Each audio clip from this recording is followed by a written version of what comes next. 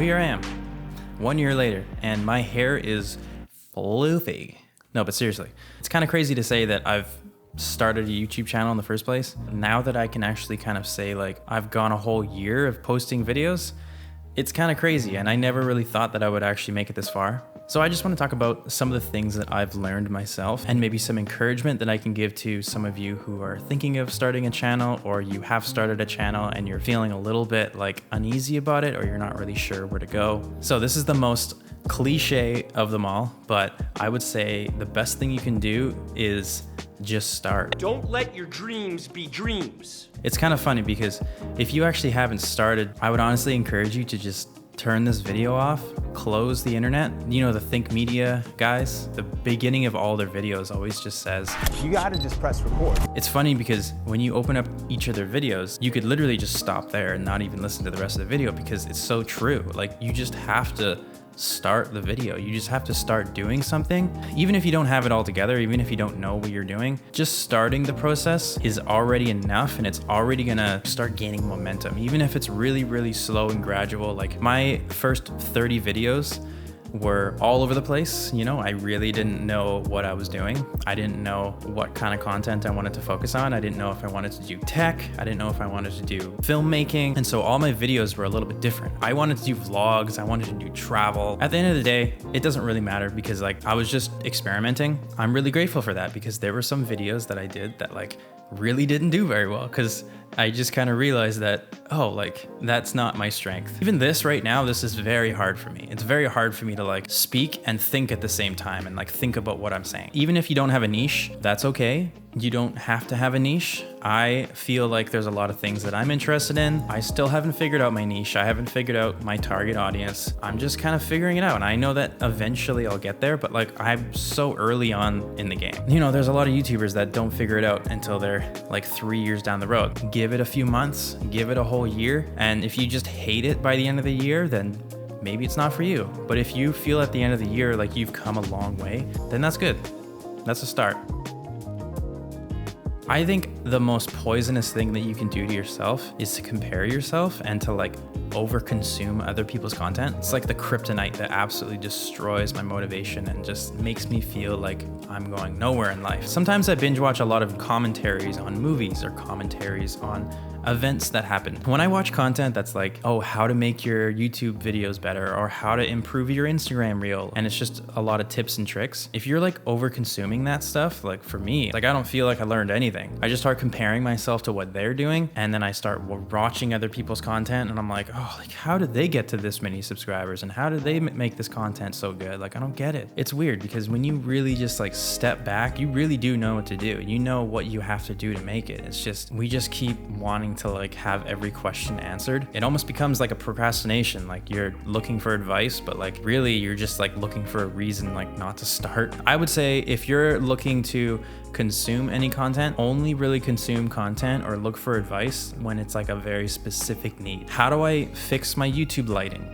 How do I get better sound? Then you can start looking at specifics. Don't just like consume content for the sake of consuming. But for me, I know I just hit a wall and I'm just kind of like, I'm just consuming now. I'm not actually learning anything and I'm just kind of wasting time. And then I just start to think about how I'm wasting time and then I just start to feel discouraged and then I don't end up doing anything at all. Really focus on what you're good at. Like for me, I know I'm good at filmmaking. I'm good at B-roll. I'm good at creating the content. I'm good at like editing and, you know, I can be pretty fast at it. My biggest weaknesses are sometimes lighting, sometimes sound, actually all the time, script writing and coming up with good ideas and making the video flow well. And also speaking on camera. You know, these are definitely my weaknesses. You could really tell when you watch my earlier videos because I don't know, I was so focused on making the video that I was like, it was just all over the place. When we're just starting off, our biggest struggle is putting together a video that flows well, actually has like a cohesive message the entire video. I don't think this is going to be something that you're going to get for the first like few months. You're going to have a general idea and then things are going to change really quickly. The video might just turn into something else. But that's just all practice, right? You start to realize what works, what doesn't work, what makes sense and what's like, oh, that probably wasn't a good idea. This is a hard one because posting consistently requires a lot of discipline, good time management, and it also requires a lot of ideas. People always tell you like, oh, post consistently, you know? That's really hard to do. That's not easy. Like, say if I wanted to post consistently over this month, I'd have to think of like so many ideas, and like I don't think all of those ideas will be good, and not all of those ideas will actually turn into a good video. And then sometimes life gets in the way, like, you know, my dog starts eating, or after many years of contemplating starting a YouTube channel, my dog has decided to eat right as I start. I think you just need to be really patient with yourself and not focus so much on posting consistently, but focus on just making time to do this, you know, making time for practice. Eventually you'll come up with a system. Eventually you'll start to realize like, okay, it only takes me like 30 minutes to film a video from setup to tear down. You'll start to realize like, okay, I like to film in the morning, and oh, I actually like to film at nighttime. You know, that stuff all just comes with practice. And I think that's why a lot of people tell you post your first 30 to 50 videos, because those videos are literally just all practice. Like when you watch MKBHD's first videos, his first like 100 videos, they were just very amateur because he was a child, like he was a kid. He was just doing the best he could. Over time, like his videos got so much better. Nobody goes back and watches those videos unless they want to for fun. But if you're playing college level volleyball or basketball, nobody's gonna go back and watch videos of you when you're in like high school and be like, oh, look at this guy, he can't even jump. When you're going back to like me and 14 years old and judging me based on that. You know, this is still the very like early stages of my YouTube channel. Like I'm not expecting to get huge views on these videos because I only have 1,500 subscribers. Thank you very much, by the way. This one has become a big one for me lately, and that is to collaborate, you know? Oops. Collaboration is key.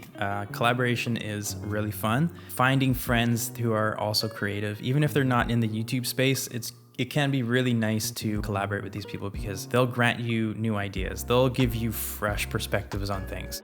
One of my friends who does do YouTube, and then one of my other friends who doesn't do YouTube, I like to send them my videos and be like, what did you think of this video? And you know, they'll give me like really good critique, what they liked, what they didn't like. So it's good to have friends that are really honest and friends that really care about you and like really want to see your success. The nice thing about this is that like asking for help is really important. This can be a really lonely thing. You know, when you see a lot of these successful YouTube channels, like again, not to compare myself to anyone, they always seem to have people around helping them film B-roll, helping them with their editing.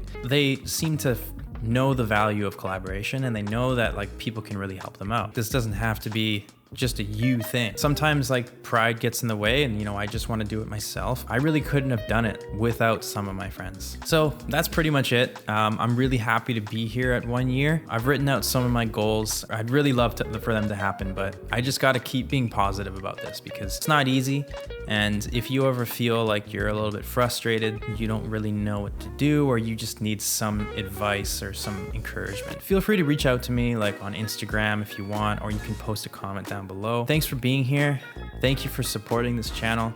I really, really appreciate it, and I'm excited to keep going. Don't forget to subscribe and hit the like button because it's really helping me out. So thanks for watching, and I will see you guys in the next one. Hopefully won't have as floofy hair. I just pushed it the wrong way. There we go. Gotta go that way. Now I made it worse.